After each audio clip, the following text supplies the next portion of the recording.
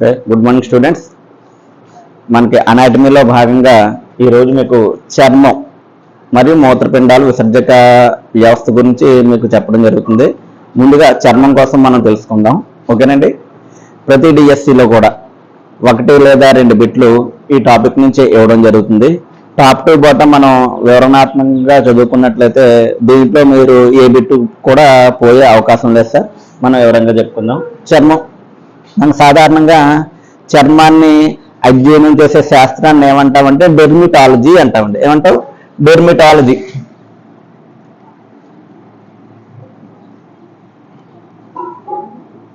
Dermatology okay. చర్మాన్ని అధ్యయనం చేసే శాస్త్రాన్ని డెర్మిటాలజీ. మానవ దేహంలో అతిపెద్ద విసర్జక అవయవం లేదా మానవ దేహంలో అతిపెద్ద అవయవంగా దేన్ని చెప్పుకుంటామంటే చర్మాన్ని చెప్పుకోవడం జరుగుతుంది. ఓకేనండి. మానవ శరీరంలో అతిపెద్ద అవయవం లేదా అతిపెద్ద విసర్జక అవయవం చర్మంగా చెప్పుకోవచ్చు. చర్మాన్ని అధ్యయనం చేసే శాస్త్రాన్ని డెర్మటాలజీ అంటాం. అదేవిధంగా చర్మం యొక్క బరువు చూసుకున్నట్లయితే సుమారు 4 కేజీల బరువు ఉంటుందండి.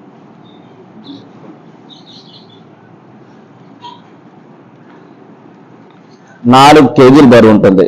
అదేవిధంగా దీన్ని మనం నేల మీద సమానంగా పరిచినట్లయితే సుమారుగా సరే ఇవన్నీ 1 చదరపు మీటరు ఇలా 4 పట్ల చదరంగా పరిచినట్లయితే 1 చదరపు మీటరు విస్తీర్ణం కలిగి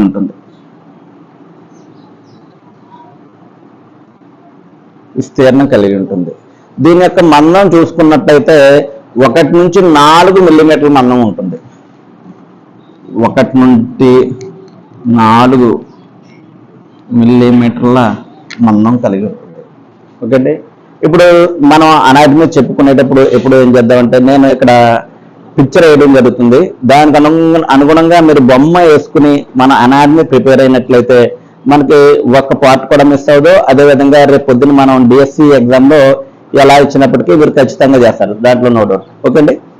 మానవ చర్మాన్ని అధ్యయనం చేసే శాస్త్రాన్ని ఏమంటాం? డెర్మటాలజీ అంటాం. మానవ చర్మం యొక్క బరువు సుమారుగా చూసుకున్నట్లయితే 4 కేజీల బరువు ఉంటుంది. దీన్ని మందం చూసుకున్నట్లయితే 1 నుంచి 4 మిల్లీమీటర్లు. దీని యొక్క విస్తీర్ణం చూసుకున్నట్లయితే ఎలా ఉంటుందండి? 1 చదరపు మీటరు విస్తీర్ణం కలిగి ఉంటుంది. ఓకే. మానవ దేహంలో శరీరం యొక్క ఉష్ణోగ్రతని క్రమపరిచేది ఏంటంటే చర్మం అండి. ఓకే. మానవ దేహంలో శరీరం యొక్క మొత్తం సంస్థాతిని వేడిని క్రమబద్ధీకరించే అవయవం ఏంటంటే చర్మం. సాధారణంగా చర్మం 2 పొరలు కలిగి ఉంటుందండి. దీన్ని ఏమంటామంటే బయట పొరని బాహ్య చర్మం, లోపల పొరని అంతఃచర్మం అంటాం. అది ఓకే. బేసిక్గా ఇక్కడ నేను బొమ్మ వేస్తున్నాను చూడండి.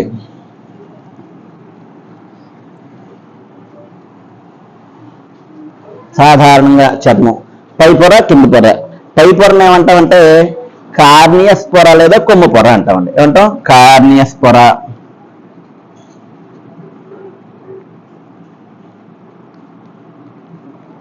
లేదా కొమ్ము పొర.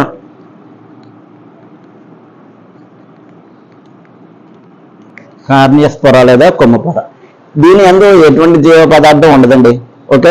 మీరు శీతాకాలంలో చూసుకున్నట్లయితే చలికి మనం ఎలా రబ్ చేసుకున్నట్లయితే చూడండి పైన వేస్ట్లా పోసులుగా వచ్చేస్తుంటది. అదే పై చర్మం. ఏంటంటే కార్నియస్ పొర లేదా కొమ్ము పొర. దాని కింద మరొక పొర ఉంటుందండి. ఈ పొరను ఏమంటామంటే మాల్పీజియన్ పొర లేదా జననస్తరం. ఓకే. మాల్పీజియన్ పొర లేదా జనన స్తరము.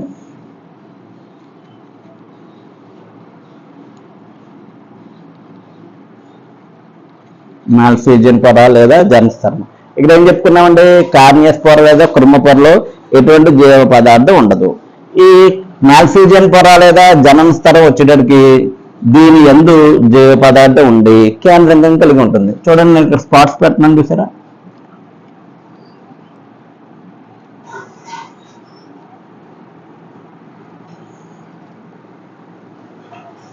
జీవ పదార్థం కలిగి ఉండి ఏంటంటే కేంద్రం కలిగి ఉంటుంది. ఈ మాల్పీజియన్ పొర భాగంలో మనకి దేహానికి రంగునిచ్చే వర్ణ కణాలు ఉంటాయి. ఏముంటాయండి? దేహానికి రంగునిచ్చే వర్ణ కణాలు.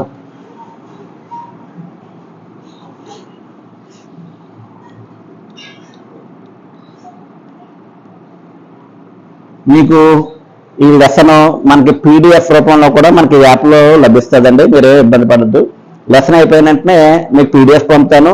అదేవిధంగా మీరు చదువుకున్న తర్వాత నెక్స్ట్ డే ఏం చేస్తానంటే మీకు దీన్ని టెస్ట్ కూడా మీకు పంపడం జరుగుతుంది. టెస్ట్ పంపిన తర్వాత దీన్ని మళ్ళీ మనకి ఒక సెషన్లో ఆ టెస్ట్ని మీకు క్లారిఫై చేస్తాను. Okay sir. దేహానికి రంగునిచ్చే వర్ణ కణాలు ఉంటాయండి. Melanin, keratin, haemoglobin. మెలనిన్,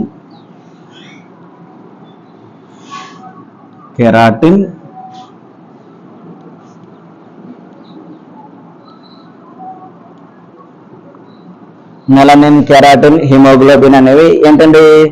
వర్ణ కణాలు, దేహానికి ఇచ్చే వర్ణకాలు. అవి ఎక్కడ ఉంటాయండి? మాల్ఫీజియన్ పర్ కింది భాగం ఉంటాయి.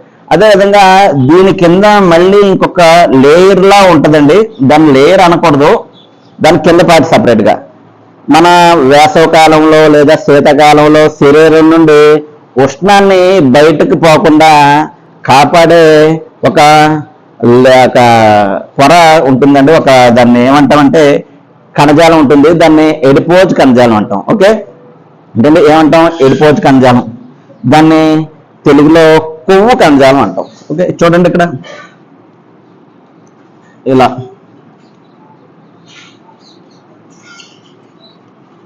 ఓకే.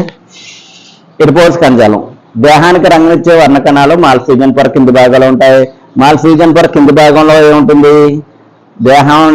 దేహంలో ఉష్ణాన్ని కాపాడే, బయటికి పోకుండా కాపాడే ఏముంటుందండి? ఎడిపోజ్ కణజాలం ఉండడం జరుగుతుంది. ఓకే, ఇంకా చర్మంలో ఏముంటాయి? ఇక్కడ గమనించండి. రోమం ఉంటుంది, స్వేదం బయటకు వస్తుంది, చూసారా? చెమట బయటకు వస్తుంది కదా, స్వేద గ్రంథి ఉంటుంది. ఈ పార్ట్ల కోసం కూడా మనం చెప్పుకుందాం. రోమము, స్వేద గ్రంథి,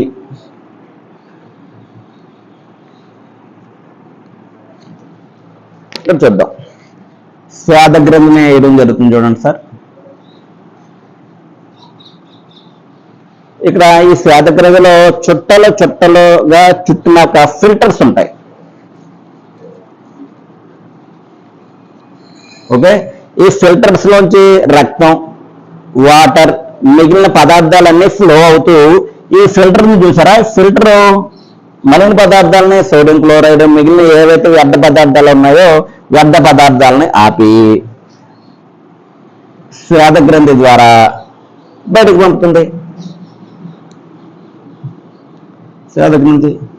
ఈ శ్వేత గ్రంథికి మరొక పేరు ఏంటంటే స్వెట్ పోర్ అంటాం, లేదా సుడోరిపోలస్ గ్లాండ్ అంటాం. స్వెట్ పోర్,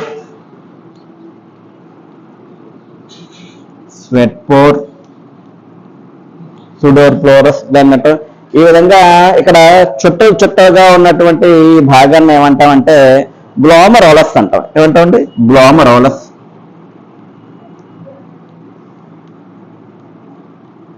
చుట్టలు అంటే ఈ భాగాన్ని ఏమంటామంటే గ్లోమరోలస్. ఇక్కడ ఈ విధంగా ఫిల్టర్ అయినటువంటి చెమట శ్వేత గ్రంథి ద్వారా బయటికి రావడం జరుగుతుంది. Okay, next రోమం.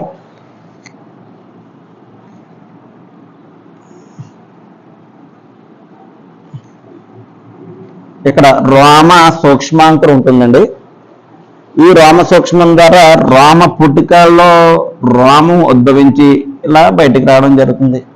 ఓకే, రోమ పుటిక. ఓకే సార్, ఇక్కడికి క్లియర్ కదా మీకు? చర్మం రెండు పొరలు కలిగి ఉంటుంది. బాహ్య చర్మం, అంతఃచర్మం. బాహ్య చర్మాన్ని ఏమంటాం? కార్నియస్ పొర లేదా కొమ్ము పొర. అదేవిధంగా లోపల చర్మాన్ని ఏమంటాం? మాల్ఫీజియన్ పొర లేదా జననస్తరం. ఈ కార్నియస్ పొర లేదా కొమ్ము పొరలో ఎటువంటి జీవ పదార్థం ఉండదు. ఓకే, నెక్స్ట్ దాని కింది భాగంలో ఉండే మాల్ఫీజియన్ పొర కింది భాగంలో ఏముంటాయి? కేంద్రకం కలిగి జీవ పదార్థం కలిగిన పొర ఉంటుంది. కొత్త చర్మం ఏదైనా ఏర్పడాలి అంటే కొత్త చర్మ కణాలు ఏమైనా ఏర్పడాలంటే మాల్ఫీజియన్ పొర భాగంలో ఏర్పడతాయండి. కొత్త చర్మం ఉద్భవించాలంటే ఎక్కడ పడతాయి? మాల్ఫీజియన్ భాగంలో ఉంటాయి. నెక్స్ట్ మాల్ఫీజియన్ పొర యొక్క క్రింది భాగంలో ఏముంటాయని చెప్పుకున్నాం? దేహానికి రంగునిచ్చే వర్ణకళాలు ఉంటాయి. మెలనిన్, కెరాటిన్, హిమోగ్లోబిన్ అనేవి ఉండడం జరుగుతుంది. ఆ తర్వాత మాల్సిజన్ పొర క్రింది భాగంలో దేహం యొక్క ఉష్ణోగ్రతను క్రమబద్ధీకరించడానికి ఎడిపోజ్ కణజాలం అనేది ఉంటుంది. ఇక్కడ రాస్తున్నాను సార్. అడిపోజ్ కణజాలము లేదా క్రొవ్వు కణజాలం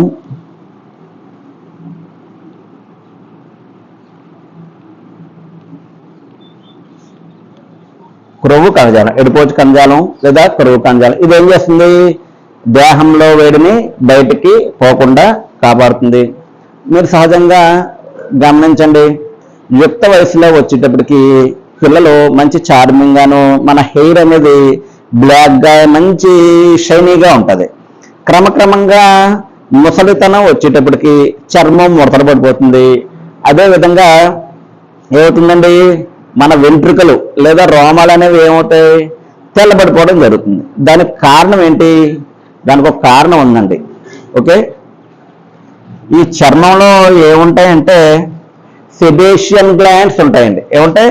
సెబేషియన్ గ్లాండ్స్.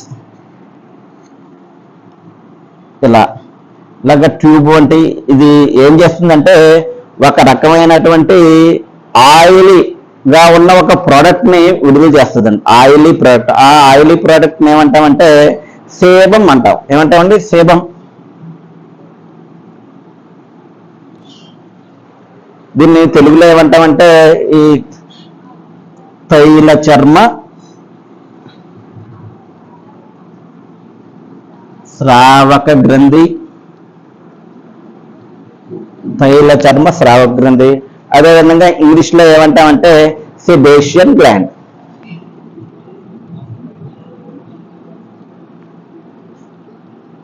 సెబేషియన్ గ్లాండ్ ఇది ఏ పదార్థాన్ని ఉత్పత్తి చేస్తుందండి? సేబం అనే పదార్థాన్ని ఉత్పత్తి చేస్తుంది.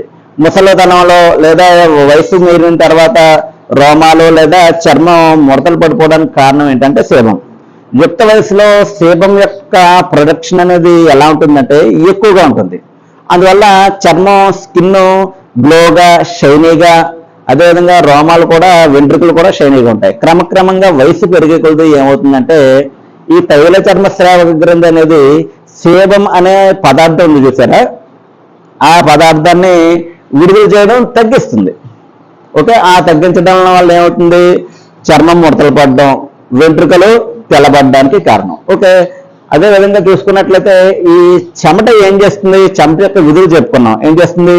శరీర ఉష్ణోగ్రతను క్రమపరుస్తుంది, రక్షణ అవయవంగా పనిచేస్తుంది.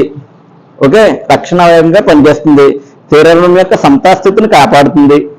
ఓకే, ఇంకా ఈ దీని యొక్క అంచె ప్రొడక్ట్, చర్మం యొక్క అంచె ప్రొడక్ట్ ఏంటండి? దీన్ని చేసే పని దేన్ని విడుదల చేస్తుంది? చర్మం చెమటను విడుదల చేస్తుంది. చెమటను విడుదల చేస్తుంది. అసలు చెమటలో ఏముంటాయి? ఓకే, చెమటలో ఏముంటాయి? చెమటలో ఎక్కువ శాతం ఏముంటుందంటే నీరు ఉంటుందండి. ఓకే, నీరు. మరి ఏ లక్షణం కలిగి ఉంటుంది చెమట?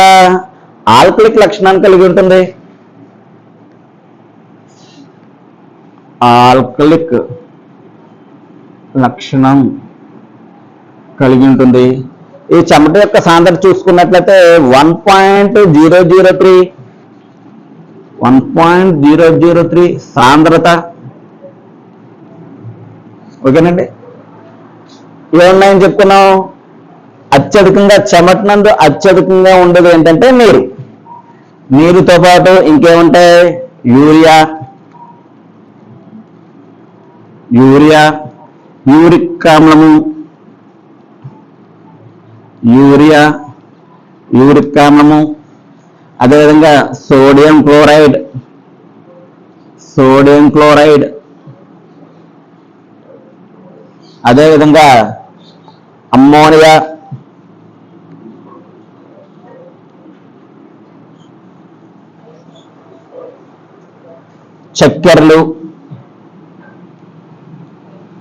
చక్కెరలు, ఇంకా లాక్టిక్ ఆమ్లం,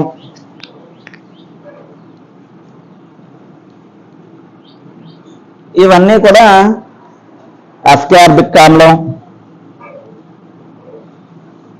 ఆస్కార్బిక్ ఆమ్లం అంటే ఏంటి? మన సి విటమిన్ యొక్క రసాయనాన్ని ఏంటంటే అస్కార్బిక్ ఆమ్లం.